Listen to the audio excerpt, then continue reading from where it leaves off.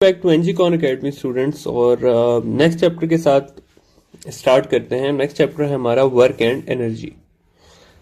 Work and energy में जो पहली चीज है वो है हमारे पास वर्क। वर्क क्या होता है? वर्क को हम फिजिक्स में डिफाइन करते हैं कि dot product of force and displacement is called as work. Mathematically हम इसको इस तरह से लिखते हैं कि work is equal to F dot D, या इसको इस तरह भी लिखा जा सकता है कि F D cos of theta.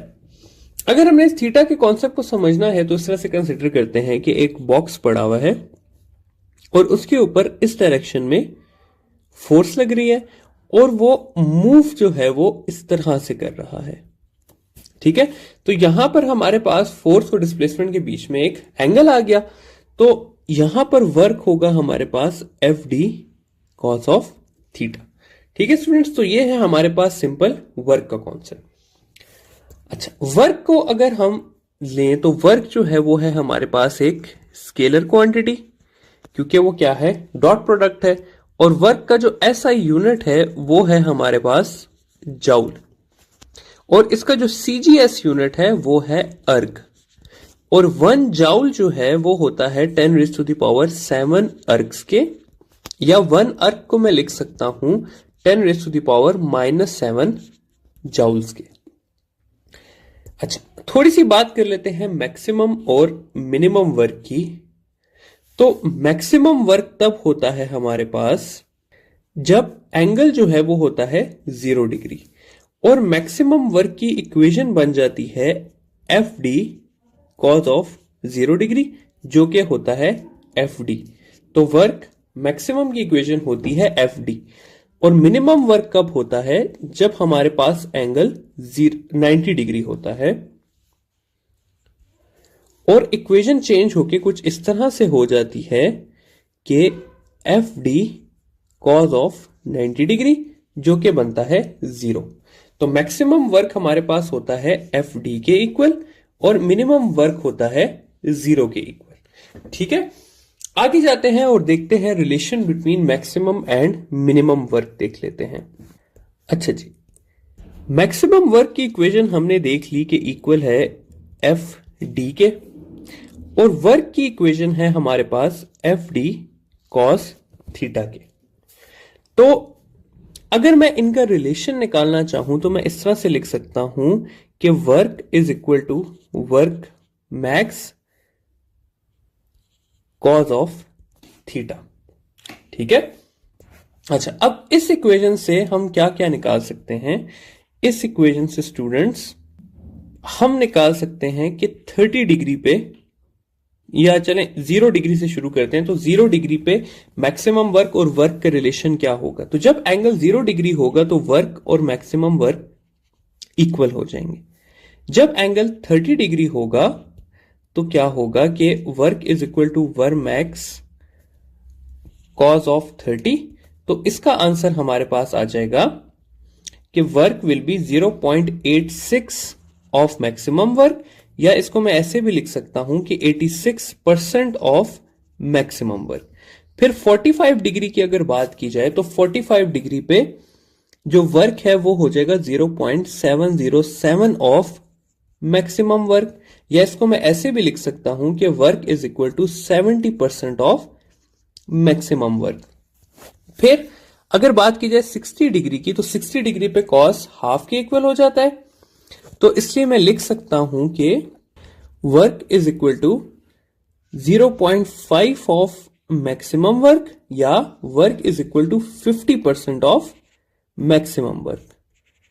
और फाइनली आ जाता है हमारे पास 90 डिग्री एंगल, तो 90 डिग्री पे होता है cos 0, तो cos क्या हो जाता है? 0 पे वर्क हमारे पास 90 डिग्री हो जाता है। ठीक है, तो ये है हमारे पास relation between work and maximum work at different angles. ठीक है, आगे जाते हैं और थोड़ी सी बात कर लेते हैं अब हम वर्क के अंदर पॉजिटिव, नेगेटिव एंड 0 वर्क की इन अ सेम सिनेरियो। ठीक है, तो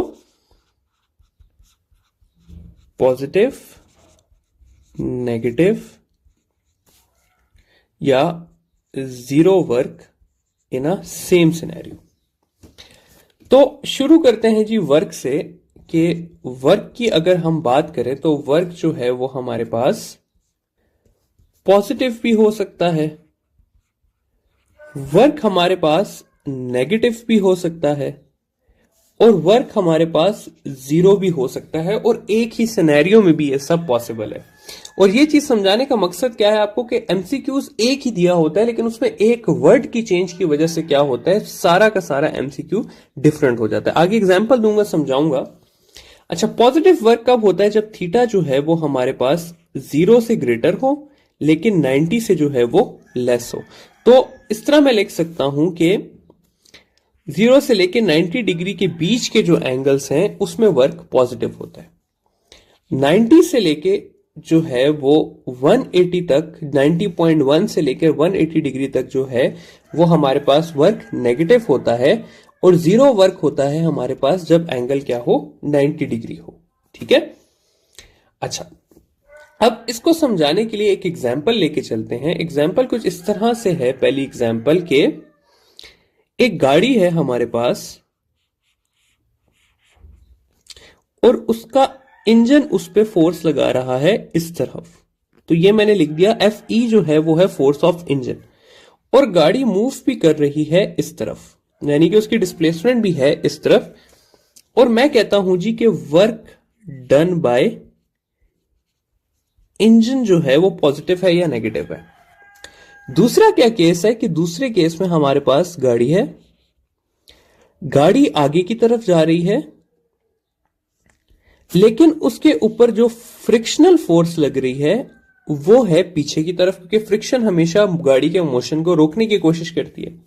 तो अब मैं कहता हूं कि work done by friction.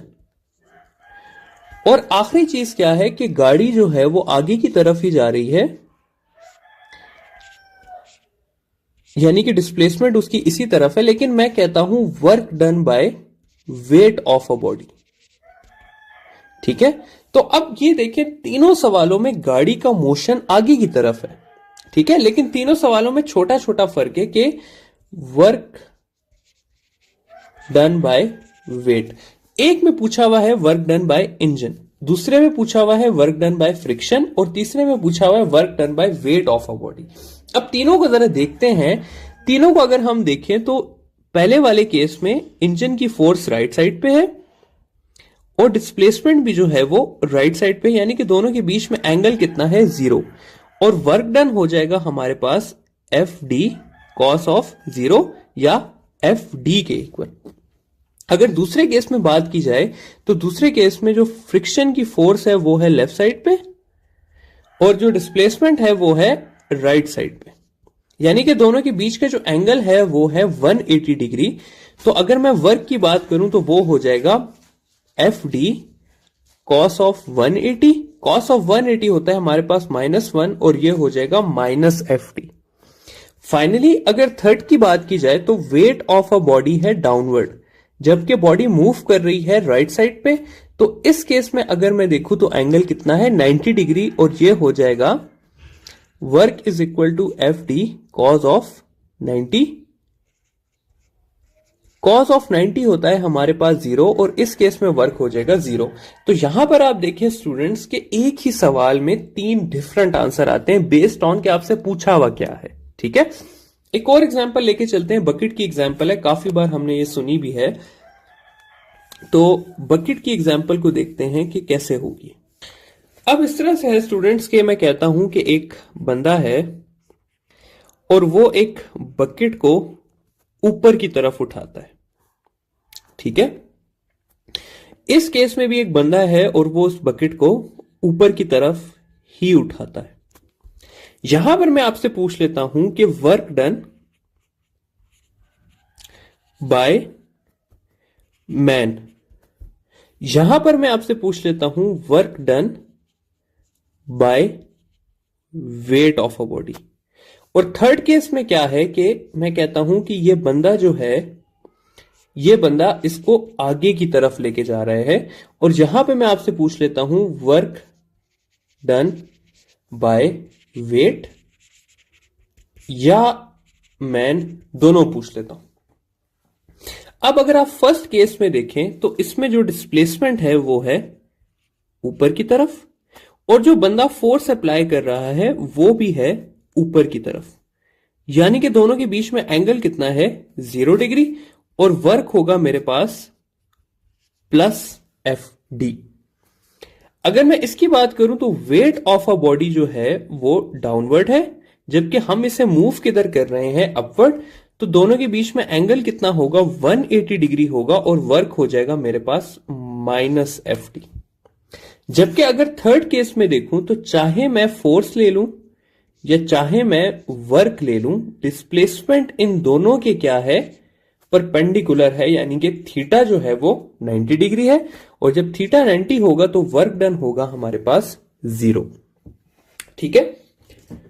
Finally zero work की एक और एग्जांपल आप लोगों को मैं यहां पे करा दूं तो जीरो वर्क की एक और एग्जांपल है ड्यूरिंग सर्कुलर मोशन। मैं कहता हूं कि एक बॉडी जो है वो सर्कल में चल रही है, इट डजेंट मैटर कि हाफ सर्कल है, क्वार्टर सर्कल है। अगर एक बॉडी का कर्व पाथ है और आपसे सवाल किया जाता है कि work done by centripetal force, तो वो ऑलवेज जो है वो 0 होगा। उसका रीजन क्या है कि बॉडी की जो सेंट्रीपिटल फोर्स है वो होगी टुवर्ड सेंटर, और उसकी इंस्टेंटेनियस डिस्प्लेसमेंट होगी 90 डिग्री पे। तो एंगल जो है इसमें हमेशा 90 डिग्री बनेगा, और वर्क डन क्या होगा, 0 होगा। तो work done in a circular path is always 0। Reason क्या है कि सेंट्रीपिटल फोर्स और डिस्प्लेसमेंट के बीच में एंगल क्या होता है, 90 डिग्री होता है। तो आई होप कि ये वर्क का जो बेसिक कॉन्सेप्ट है ये आप लोगों को समझ आ गया होगा। आगे हम जाते हैं वर्क के नेक्स्ट लेक्चर में, थोड़ा वेक्टर सॉल्व में और एक इंटीग्रेशन के प्रॉब्लम्स आते हैं और ग्राफिकल एनालिसिस ऑफ वर्क पे।